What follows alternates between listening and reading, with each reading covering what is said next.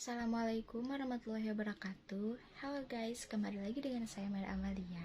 Di video kali ini saya akan menanggapi tugas terstruktur 1 dari channel YouTube dosen akuntansi saya, yaitu Bapak Fauzan MSSE MAKT, yaitu pemrosesan buku besar atau praktikum buku besar. Selanjutnya di sini ada contoh kasus yang diambil dari buku beliau yang berjudul Akuntansi Itu Mudah, terbitan Mitra Wacana Media tahun 2020, yaitu jasa titipan Cloud Express melaporkan saldo akun pada 1 Mei 2018 yaitu sebagai berikut. Nah guys, dalam penyusunan siklus akuntansi itu harus urut, tertib waktu, dan harus mengikuti kaidah siklus akuntansi yang sudah ditetapkan.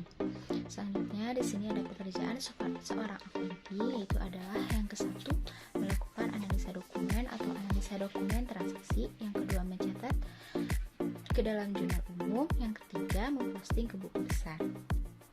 Nah, sebelum kita memposting ke buku besar, kita akan mencatat ilustrasi ke jurnal umum terlebih dahulu. Berikut adalah transaksi yang terjadi selama bulan Mei 2018. Pada tanggal 3 diselesaikan pendapatan atas jasa pengiriman paket sebesar 3 juta. Tanggal 4 dikirimkan paket senilai 1 juta yang pembayarannya telah diterima bulan lalu.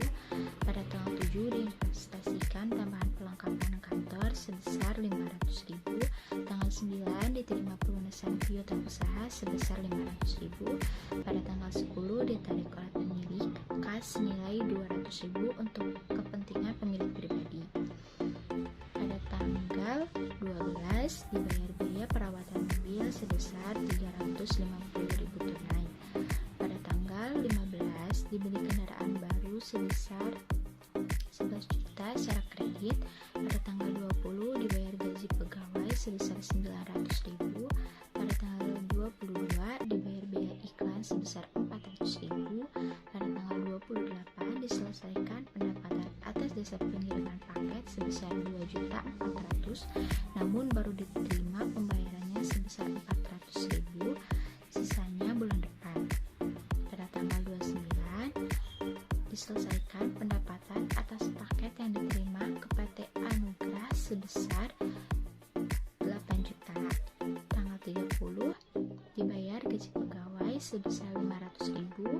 Pada tanggal 31 diterima uang muka jasa kirim 600.000 dan pengirimannya akan dilakukan minggu depan.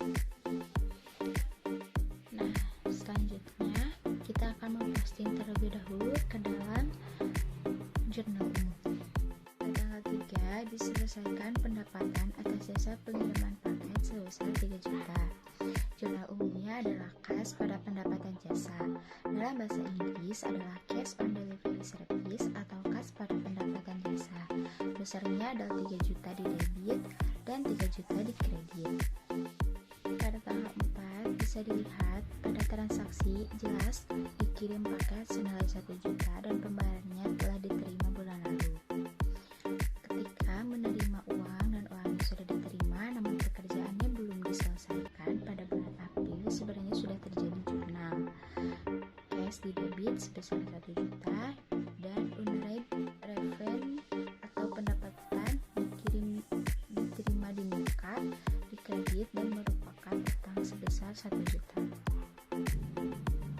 Pada tanggal 7 diinvestasikan tambahan perlengkapan kantor sebesar 500. Diinvestasikan berarti ini kaitannya dengan modal bertambahnya, sehingga jurnalnya adalah harta bertambah berupa office supplies di debit dan modal pun bertambah atau kapital di kredit dengan nilai sebesar 500.000. Untuk tanggal 9 diterima pelunasan piutang usaha sebesar 500.000, sehingga jurnalnya adalah cash account receivable masing-masing ditulis di debit dan kredit sebesar 500.000. Pada tanggal 10 ditarik oleh pemilik kas senilai 200.000 untuk kepentingan pribadi pemilik. Maka untuk tanggal 10 kas kita pasti akan berkurang di kredit, yang bertambah adalah drawing di debit. Maka drawing on cash masing-masing sebesar 200.000. dibayar biaya perawatan mobil sebesar 350.000 tunai. Maka untuk tanggal 12 maintain of vehicle expense masing-masing sebesar 350.000. Pada tanggal 15 dibeli kendaraan baru senilai 11 juta secara kredit. Maka jurnalnya pada tanggal 15 adalah harta bertambah di debit sebesar 11 juta, kemudian utang bertambah di kredit sebesar 11 juta atau rehis account payable masing-masing 11 juta. Tanggal 20 dibayar gaji pegawai 900.000, maka untuk jurnalnya beban bertambah di debit yaitu beban gaji atau salaries expense. Di sisi lain harta berkurang karena untuk membayar gaji di kredit sebesar 900.000. Tanggal 22 dibayar iklan 400.000. Di sini diambil pendekatannya, maka ketika pendekatan biaya pastinya biaya bertambah yaitu advertising expense. Ketika biaya bertambah dicatat di debit sebesar 400.000, namun pada sisi lain kas kita berkurang karena membayar iklan dan dicatat di debit sebesar 400.000. Maka jurnal umumnya adalah advertising expense on cash sebesar 400.000.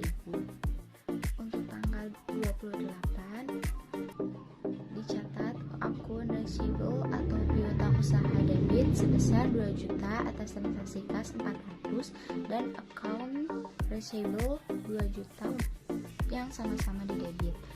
Maka ini akan berpengaruh terhadap pendapatan jasa. Jadi bertambahnya pendapatan jasa sebesar 2 juta 400 yang berasal dari penerimaan kasnya 400 dan piutangnya 2 juta, sehingga total pendapatan jasa menjadi 2 juta 400. Pada tanggal 29 diselesaikan pendapatan atas paket yang dikirim ke PT Anugrah sebesar 8 juta. Berarti sudah tidak ada beban dicatat sebagai harta bertambahnya harta, yaitu kas sebesar 8 juta dan bertambahnya pendapatan jasa di kredit. Maka jurnal umumnya adalah cash delivery service masing-masing 8 juta. Pada tanggal 30 dibayar gaji pegawai sebesar 500.000. Dengan dibayarnya gaji pegawai berarti beban bertambah yaitu salaries expense dicatat di debit sebesar 50.000, tetapi di sisi lain kas kita berkurang berupa kas berkurang dicatat di kredit sebesar 50.000. Maka jurnal umumnya adalah salaries expense on cash masing-masing 500.000. Pada tanggal 30 dibayar gaji pegawai sebesar 500.000. Dengan dibayarnya gaji pegawai berarti beban bertambah yaitu salaries expense dicatat di debit sebesar 500.000, tetapi di sisi lain kas kita berkurang berupa kas berkurang dicatat di kredit sebesar 500.000. Maka jurnal umumnya adalah salaries expense on cash masing-masing 500.000. Pada tanggal 31 diterima uang di muka jasa kirim sebesar 600.000 dan pengiriman akan dilakukan minggu depan. Kasus ini disebut dengan utang pekerjaan. Uangnya sudah diterima di kas tapi belum menjadi pendapatan dan masih merupakan utang pekerjaan yang disebut dengan unpaid revenue. Karena utang bertambah maka dicatat di kredit sebesar 600.000. Maka jurnal umumnya adalah cash unpaid revenue masing-masing sebesar 600.000 atau kas pada pendapatan di muka masing-masing 600.000. Nah guys, untuk memposting ke dalam buku besar akan dilanjut di part selanjutnya di channel YouTube Paujan MS Channel. Selanjutnya tanggapan saya untuk video di channel YouTube Paujan MS Channel, yaitu mudah dipahami dan dimengerti. Sekian video kali ini. Terima kasih sudah menonton. Wassalamualaikum warahmatullahi wabarakatuh.